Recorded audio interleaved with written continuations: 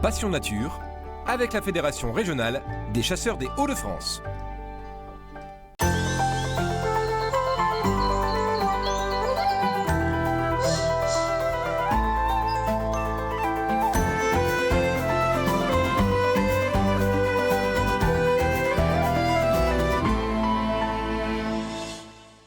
Alors pour ce premier numéro de Passion Nature, je vous accueille au cœur de la forêt d'Alatte. On est en pleine chasse là, on suit une battue. La chasse, il y a le prélèvement d'animaux bien sûr, mais il y a surtout une connaissance très fine du territoire et des animaux. Et c'est ça qu'on va essayer de vous expliquer. On va vous expliquer aussi les règles de la battue, les règles de sécurité, les règles de poste. Et puis on va suivre un conducteur, c'est un couple homme-chien qui traque les bêtes blessées pour ne pas perdre de gibier. Je vous propose tout de suite de nous retrouver au début de la battue, au moment où Jacques vous donnait les consignes de sécurité et le plan de chasse, c'est-à-dire le nombre d'animaux qui peuvent être prélevés aujourd'hui. On prélève faon, bichette ou biche isolée et on tire sanglier tout horizon, hormis la bête de tête et la laisse-huitée. Donc vous avez tiré votre animal, votre cerf ou votre... Vous restez à votre place, vous faites vérifier par votre chef de ligne contrôle de tir, l'anchousse et la direction de fuite pour essayer de retrouver les indices s'il y a des blessures. Donc je vous laisse partir avec vos chefs de ligne, les verts, Bertrand Ficheux et Vincent Louette. Pour les rouges, Cédric et Aurélien. Devant sanglier, devant, à 5 mètres ou 10 mètres, et après derrière, en faisant attention là au niveau de la route, mais bon normalement il n'y a pas de souci. Ça marche. Ça marche. Merci bien. Dès que ton voisin de gauche et de droite est repéré, tu peux tirer. D'accord, bonne journée. Et ça s'entend des cervidés, hein. Les pieds dans les feuilles, tout ça, ça s'entend bien. Vous dites ça s'entend les cervidés, ça veut dire que vous... Parce que ça arrive en harde. Et le harde, ça fait du bruit. Une compagnie de sangliers, ça fait du bruit. De toute façon, tout animal dans la forêt, lorsqu'on fait pas de bruit, font du bruit, eux. Les pieds dans les feuilles, nous on fait du bruit, eux font du bruit. Mais des fois, on a l'impression d'être... hop, ils apparaissent d'un seul coup.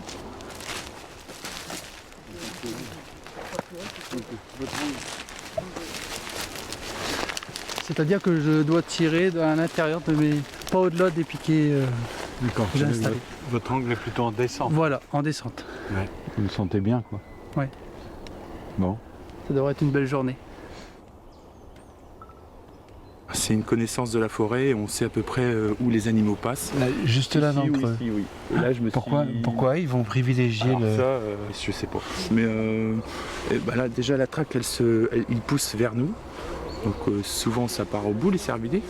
Et puis, j'étais à peine arrivé, il y en avait une vingtaine qui étaient là, donc ils seront partis dedans. Je vous dis ça, peut-être qu'il n'y aura rien. Hein. On gagne pas à tous les coups. Hein. Alors là, on est en train de rejoindre les traqueurs. Voilà, les Qu'est-ce traqueurs. qu'on appelle les traqueurs? Les traqueurs, ce sont les gens qui marchent pour faire sortir le gibier au posté. Et ces traqueurs-là, comme je vous l'expliquais tout à l'heure, ils sont sans armes. Hein, on a juste une arme pour la sécurité. Et on a quelques chiens quand même. Hop.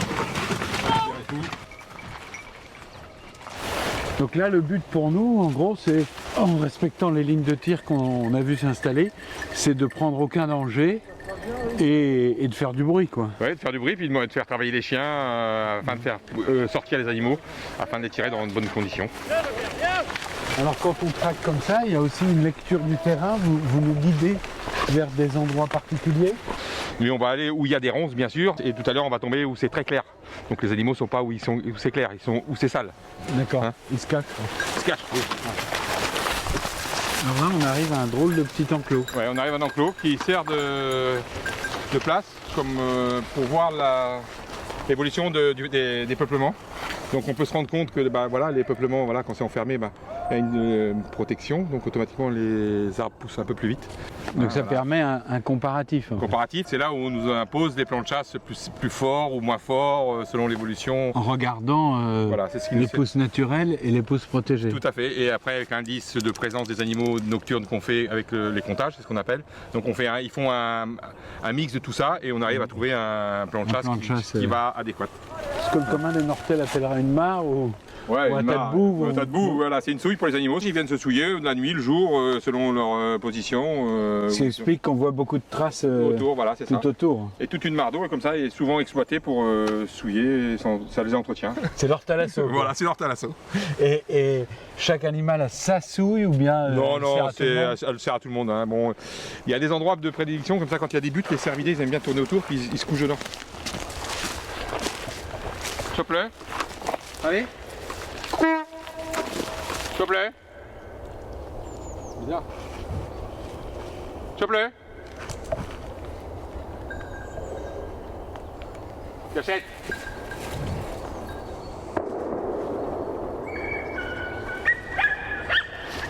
Tiens, là c'est sanglier. Là c'est sanglier. Donc là, il est dans le buisson. Il est dehors, là c'est sûr. Ça va bien. Allez. Ah ah. Allez, s'il te plaît. Allez.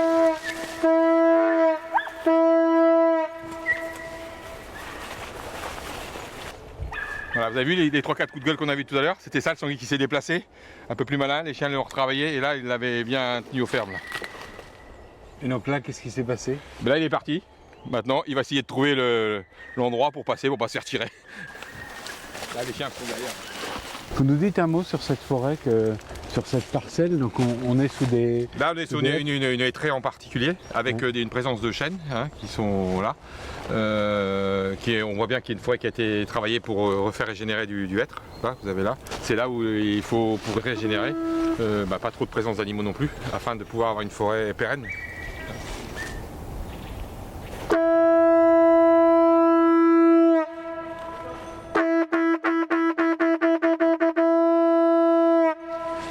Alors là, c'est le signal à tous que c'est terminé. Ouais, voilà, pour cette battue-là, c'est terminé. Donc nous allons prendre possession des chasseurs, les chefs de ligne des chasseurs, afin de contrôler leurs tirs et de ramasser les animaux, prélever. Ben nous, alors on va aller voir les conducteurs, ce qu'on appelle les conducteurs. C'est l'après-chasse, mais c'est aussi très important. Ah, c'est très très important. Le conducteur, c'est quoi? C'est un maître chien qui a son chien qui est dressé uniquement pour la recherche au sang sur un animal blessé ou stressé. C'est un autre mode de chasse, mais qui est complémentaire et on peut pas le dissocier. Si on veut faire la chasse propre demain, c'est celle-là qu'il faut faire. Je sais pas si vous entendez, mais c'est un peu passé en mode aspiration. Hein.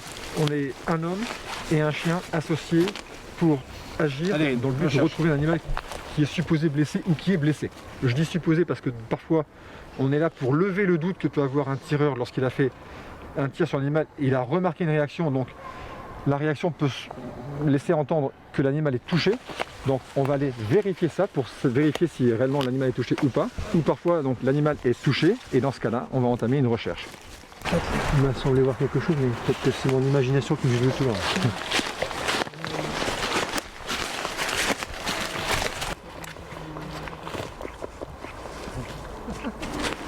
Il y a du sang ici d'ailleurs. Il y a du sang ici là. D'accord. L'idée de laisser un animal souffrant en forêt, c'est pas terrible. Éthiquement, c'est pas responsable. D'un point de vue sanitaire, ça ne l'est pas non plus. Et dans les objectifs, on retrouve quel pourcentage Sur une statistique nationale, on est de l'ordre de 45%. des animaux qu'on retrouve? Qui sont recherchés, sont retrouvés.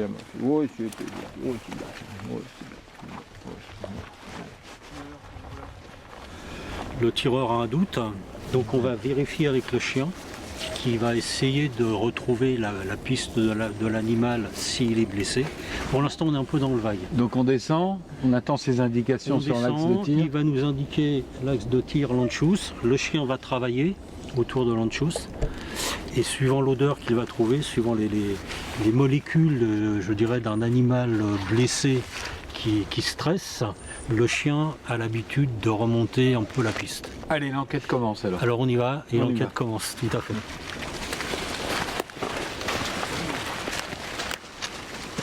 Les animaux traversent ici. Moi j'ai mis une balise là. Tu vois la balise? Oui, je vois. Allez, voilà. Là c'est l'anchouse, c'est là où je tire. D'accord. Là où l'animal est tiré et là où il tombe. Je vais tirer comme ça. Voilà. Il y a combien d'animaux? Ouais, une vingtaine. Une vingtaine d'animaux qui traversent. Et une fois que tout le monde est passé, il se relève difficilement en traînant. Ça fait bien. Votre chien il dit la piste? Oui. Et vous êtes en train de lire le chien? Oui. Écoutez, qu'est-ce que vous regardez alors? Je regarde son allure, sa manière de travailler. En fait, c'est une osmose entre l'animal et moi, en fait. Oui. Et suivant sa manière d'agir, je vois que là, elle est sur la piste. Là. Quand elle tire comme ça, que la queue remue. Donc son allure, c'est ça. Là, dès le début de la recherche, moi j'ai de l'adrénaline, tout de suite ça monte en flèche. Et le plaisir, c'est de lire son animal, c'est de voir l'animal. En fait, moi je fais rien, c'est lui qui fait tout.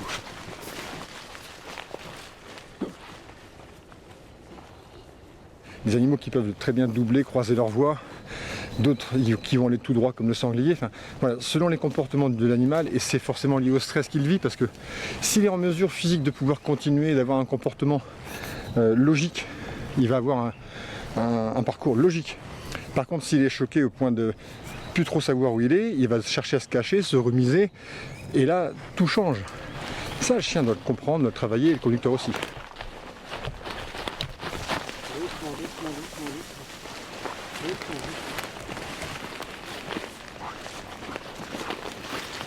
Est-ce que ça te dirait qu'on parte à l'enchou et qu'on se mette dans l'enchou dans le canal de tir? Oui, on va se remettre au début.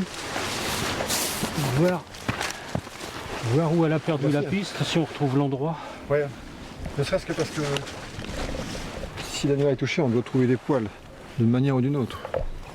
Parce que moi je suis persuadé qu'elle l'a perdu là, en haut là.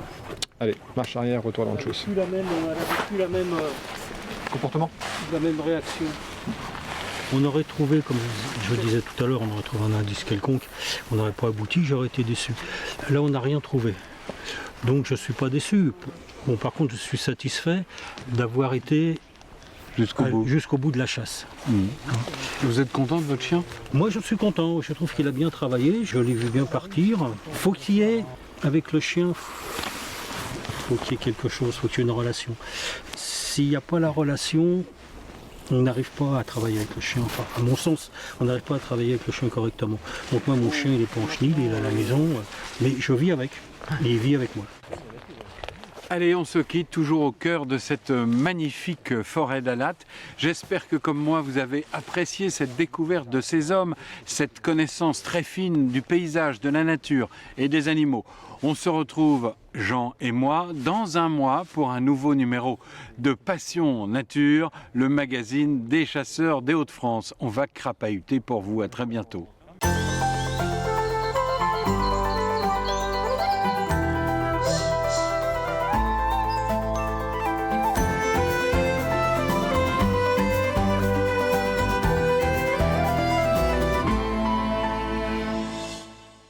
Passion Nature, avec la Fédération régionale des chasseurs des Hauts-de-France.